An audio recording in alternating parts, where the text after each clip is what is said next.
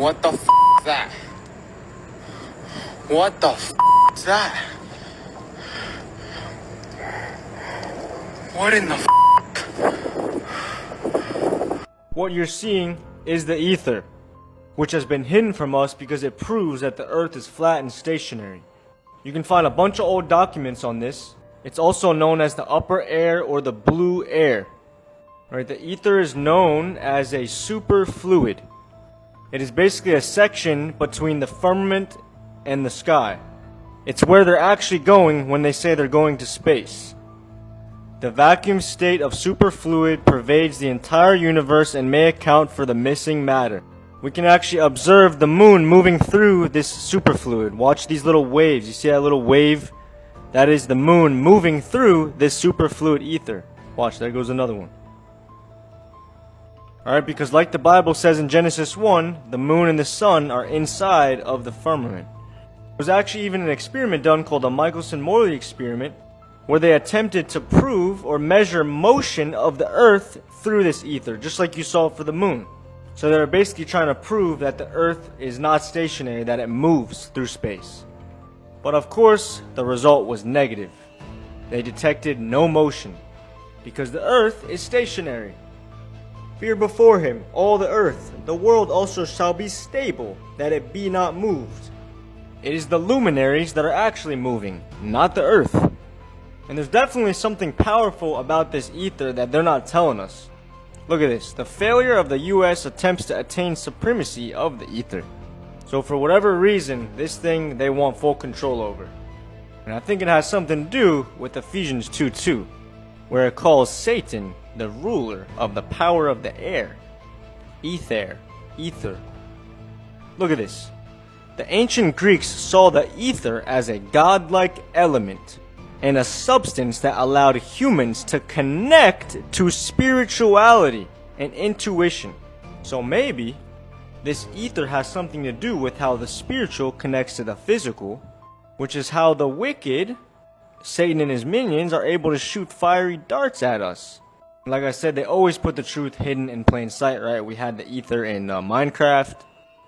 Like you see that blue air surrounding this dimension that they've created in the video game. Here's another video game that they put it in. Your compass only exists to measure the circles around a fixed magnet pulling the needle towards it. That is how navigation works. That's how your compass works. It doesn't work with two magnets because it measures semicircles around a fixed magnet pole. P-U-L-L. Every one of these this is a real map in real life, real flight paths in real life. The compass is doing this in real life. What are you missing here? The compass must be flat to work properly.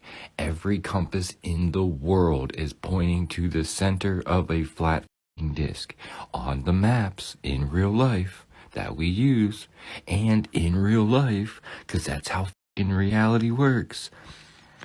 The iron filings line up with the latitudes. The compass lines up with the latitudes. Everyone's compass points north. North is the source attraction that is pulling the compass needle, as demonstrated by the experiments.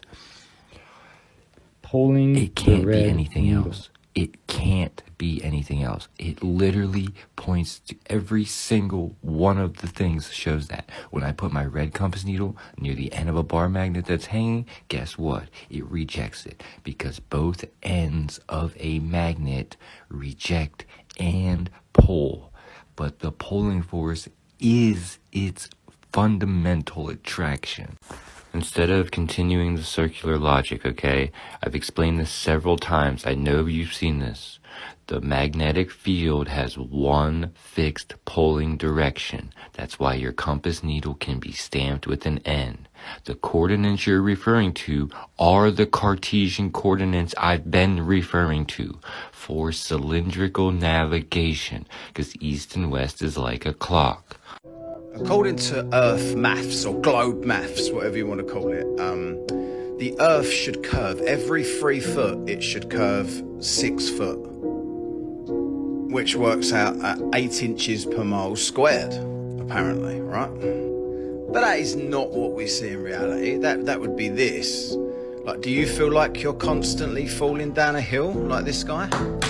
Unless you're at the very top of the globe, you'd always just fall off into space if we lived on a globe of that size. And gravity wouldn't have kept him on because gravity is just a theory.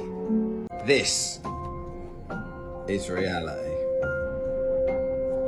Science is usually wrong anyways. They give you half-truths and then treat them as facts. Oh, the Earth's crust. Facts. It's a theory. Science is filled with theories, and what they do is they treat it as fact and they put it in a textbook and then they teach it to you. See, people are just out here talking shit about fallacies that don't even exist, treating them as truth. So it says, listen, O Timothy, keep that which is committed. This is 2 Timothy 6:20, okay? Listen, O Timothy, keep that which is committed to thy trust. Avoid profane and vain babblings in opposition of science falsely so called, which some professing had erred concerning the faith. Grace be with thee, amen.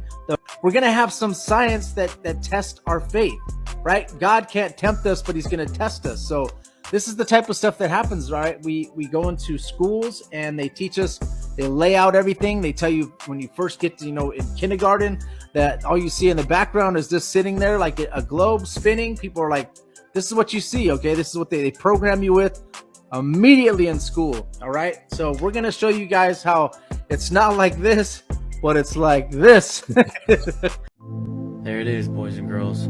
Flat Earth Fight Club out of the game. We have removed your channel from YouTube. I highly suggest not supporting YouTube as they censor the truth. It says, "Hi, Flat Earth Fight Club. We have reviewed your content and found severe repeated violations of our policy on harmful conspiracy theories. Because of this, we have removed your channel from YouTube."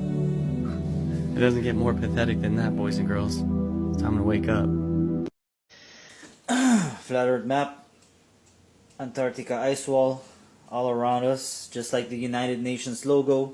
Antarctica is the highest elevated continent, and our waters is lower than the wall of ice. This means that we are in some kind of bathtub or a pool or a jacuzzi with our waters being held in by Antarctica. Mount Meru, Rupes Negras, right, compass, right there, right, works perfectly. But it has limitations. It doesn't go all the way outside 360 degrees. And that's why in Antarctica the compass does not work. And that's a fact. How does conventional propulsion work? Conventional propulsion typically involves using engines, like rockets or jet engines, that generate thrust by expelling mass in one direction, according to Newton's third law of motion. This pushes the vehicle or object in the opposite direction. And that mass being expelled needs a medium to resist against to cause that propulsion, correct? The mass being expelled, such as exhaust gases or fuel, interacts with a medium like air or propellant to create the thrust needed for propulsion. So in a vacuum, conventional propulsion would not work. Yes, that's correct.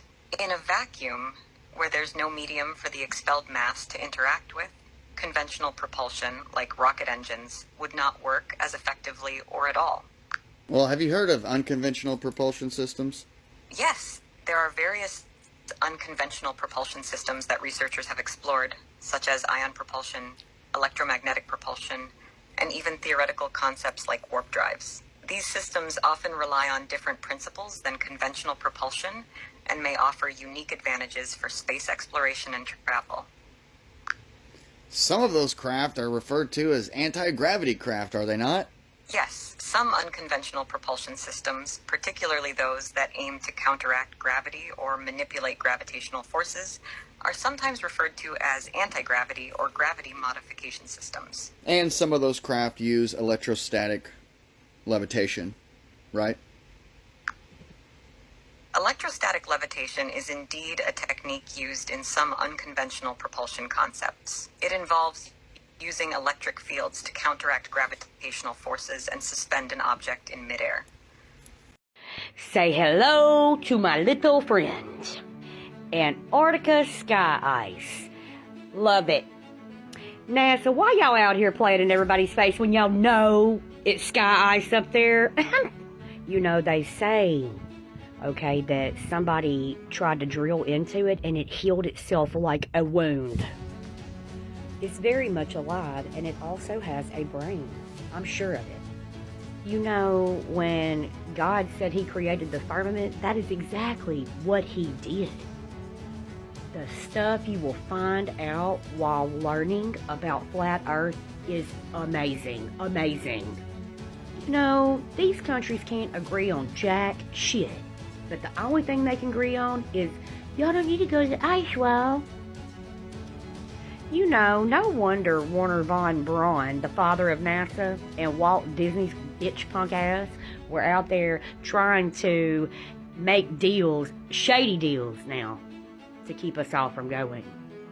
I mean, why else would a psalm about the firmament be left on the man's headstone? All I can say is he was feeling some type of guilt to leave it there. I mean, this picture is a pretty picture, but can you imagine what sky ice looks like in real life? All I'm saying, and hear me out, if it can heal itself, it has a brain. Being a flat earther is so freeing. I mean, the knowledge. I mean, I am a knowledge junkie. You know, it's a lot of evil going on in the world right now, but God was smart enough to create sky ice. I mean, if that doesn't make you trust him, nothing will. Nothing. I have literally been watching old NASA videos where the bug, you know what I'm saying, with the mice and all that. It is hilarious that people still believe that shit. You know, and they call us crazy. I mean, you know, who really needs a straitjacket more? I mean, did NASA and Elon and all them not think that God didn't make plans for them? He saw them coming a mile away. Alright guys, to tell you this, Antarctica is actually not a continent. They have been deceiving us this whole time to think that Antarctica is a continent or a mysterious continent. But it is not. It's actually an ice wall. Actually, Antarctica is a ice wall boundary that keeps the water in. And I'm sure you know these pictures of ice wall and Antarctica pictures and stuff like that, right? It also states in the Bible. You all must be seeing this mysterious ice wall and think that it's in Antarctica. But I'm gonna show you guys. It's also in the Bible. Alright guys, it also states in the book of Proverbs chapter 28, 27 to 29. I was there when he sets the heavens in place, when he marked out the horizon on the face of the deep. And deep means oceans. When he established the clouds above and fixed securely the fountains of the deep. When he gave the sea its boundary, so the waters would not overstep his command. And when he marked out the foundations of the earth. You see? So guys, look, referring back to the verse. That's the ice wall, and that's the ocean. It gave the sea its boundary, so the waters could not overstep its command. Now you guys get the picture, right? It's actually, they are referring to the Antarctica as the ice wall. It keeps the waters within the world. Even the map of the United Nations has an ice wall. Can you guys locate any Antarctica inside this globe? No, because actually it's the ice wall. That's the ice wall. They know the truth, but they are just deceiving us. See? Okay, if you need more proof, go to Google Earth and tap the measurement tool and measure the landmass of New Zealand. You see, it gives a perfect square and then it gives the measurements. But if you go back to Antarctica and try to get its landmass, and when you do the perfect circle, boom. See? It's actually an ice wall. Did you guys know that the actual round world map that we see, it's actually not a photo taken from the space, or the NASA says that it's taken from the space, right? I'm gonna show you guys. It's not a photo. They created it. They made it up to make us believe that it's a photo taken out from the space. So we all know that the famous picture that NASA took on space that claims that the Earth is round is this one, right? The blue marble. They claim that they took this picture. The blue marble is a photograph of Earth taken on December 7, 1972 from a distance of around 29,400 kilometers from the planet. Well, that's strange. The guy who actually designed the CGI photo of the blue marble. So you guys see, Robert Simon, aka Mr. Blue Marble. That's the guy. And that's the background of how he did this design. As you can see, the hard part was creating a flat map of the Earth's surface with 4 months of satellite data. 4 months of satellite data. Rito Stockley, now at the Swiss Federal Office of Meteorology and Climatology, did much of this work. Then we wrapped the flat map around the ball.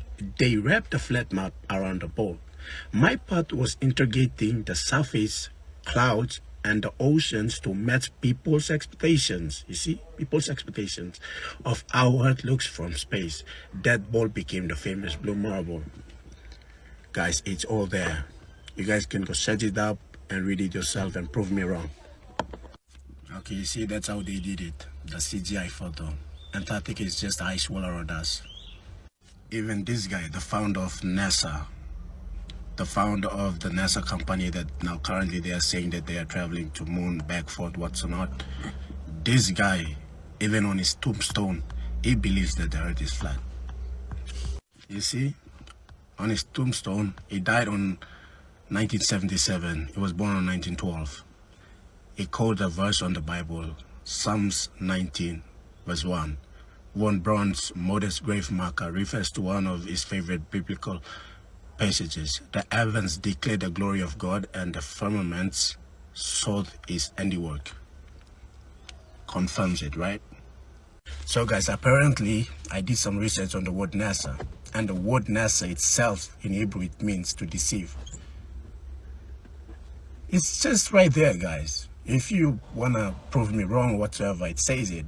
NASA in Hebrew means to deceive. So what are they deceiving? They're deceiving you and me from believing the Earth is flat. We have been told the Earth is round, but actually it is flat. We have been living in a lie. So guys, to stand on my grounds, going back to the book of Luke 21, verse 1 to 59, it states that, be aware of the leaven of the Pharisees, which is hypocrisy. Nothing is covered up that will not be revealed, or hidden that will not be known. Therefore, whatever you have said in the dark shall be heard in the light, and what you have whispered in private rooms shall be proclaimed. The word proclaimed, see? Proclaimed on the housetops. There you go. We all have been living in a lie. If you still not believing me, I understand. And I'm still gonna do video to prove myself. Thank you. I rest my case. The flat Earth map dates back over 1,000 years. This map is credited to being created by a Persian astronomer. His name was Al-Biruni, and he lived between 973 AD to 1048 AD. It's the official map of the United Nations and also the United States Geological Survey. It used to be present in many places before the creation of NASA and the Antarctic Treaty in 1959. Here you see it with Admiral Byrd. This map has been restored by Dmitry from Russia with suggestions of mine, Idialenkar. Known by my YouTube channel Flat Earth Banjo, I asked Dmitry to include the Bermuda Triangle and Point Nemo, a place deep in the Pacific where NASA buries rockets. Then Robert Tozzi, a professional mapmaker, came along and enhanced the map even more. There are many people now selling this map online, but if you could order it from my online store, I would greatly appreciate it. Visit my online store now and order one of the items. I humbly thank you.